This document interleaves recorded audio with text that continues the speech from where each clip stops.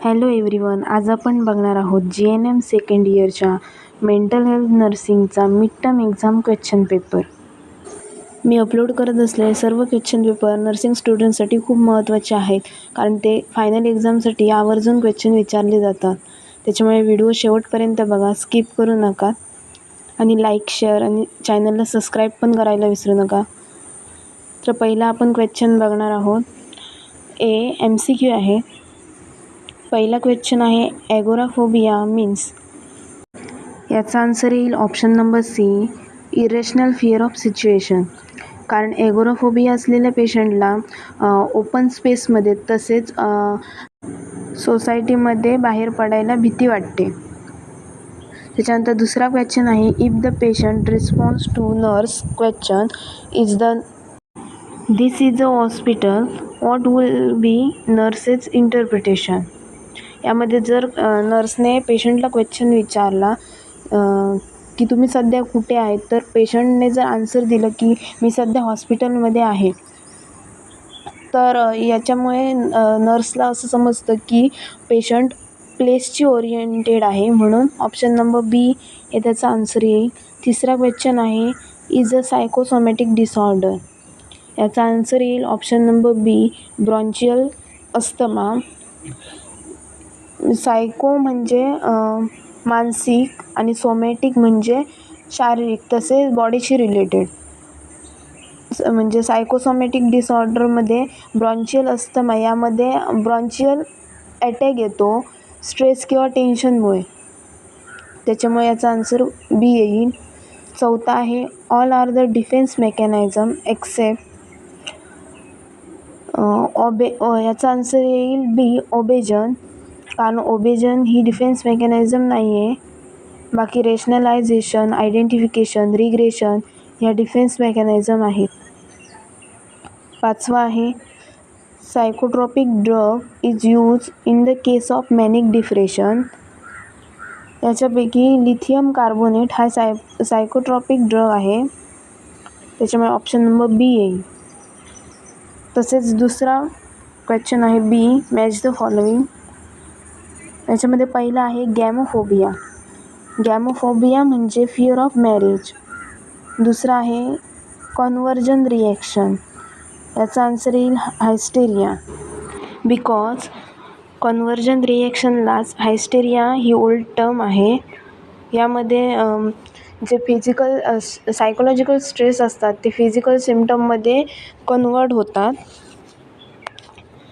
त्याच्यानंतर तिसरं आहे psychiatric assessment. Mental status examination option number A ही एक सायकॅट्रिक असेसमेंट आहे. चौथा आहे मेंटल मेकॅनिझम.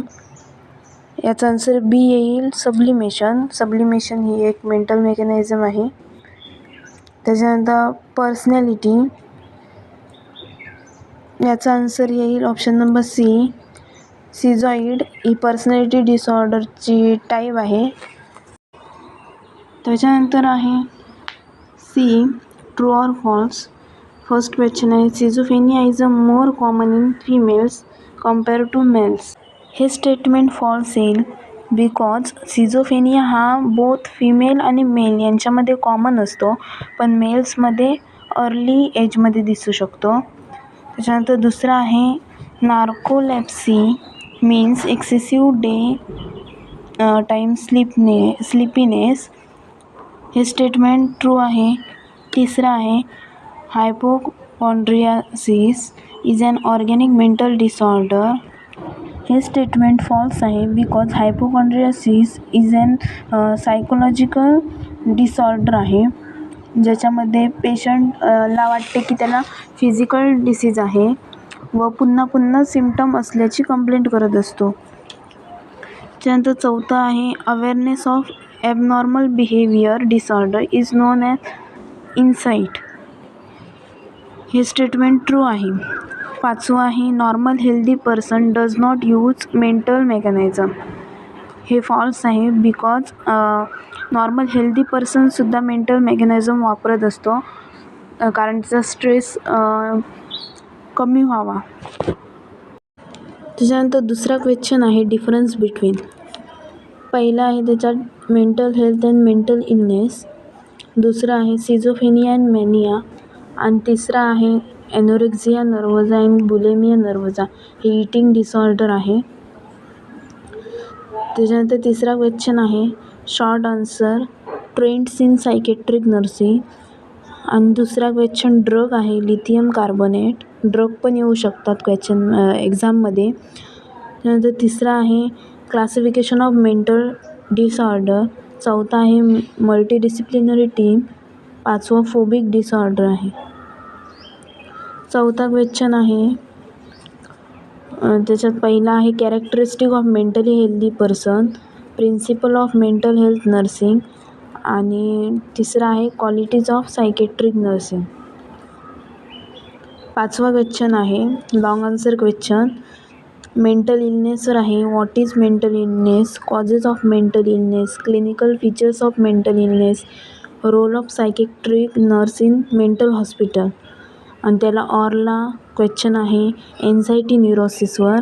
डेफिनेशन लिहायचे आहेत, कॉजेस लिहायचे आहेत, साइन अँड सिम्पटम, आणि psychiatric treatment of anxiety neurosis, आणि पाचवा क्वेश्चन आहे nursing management of anxiety neurosis. अशा प्रकारे मेंटल हेल्थचा mid term exam question paper होता. व्हिडिओ पूर्ण पाहिल्याबद्दल थँक्यू.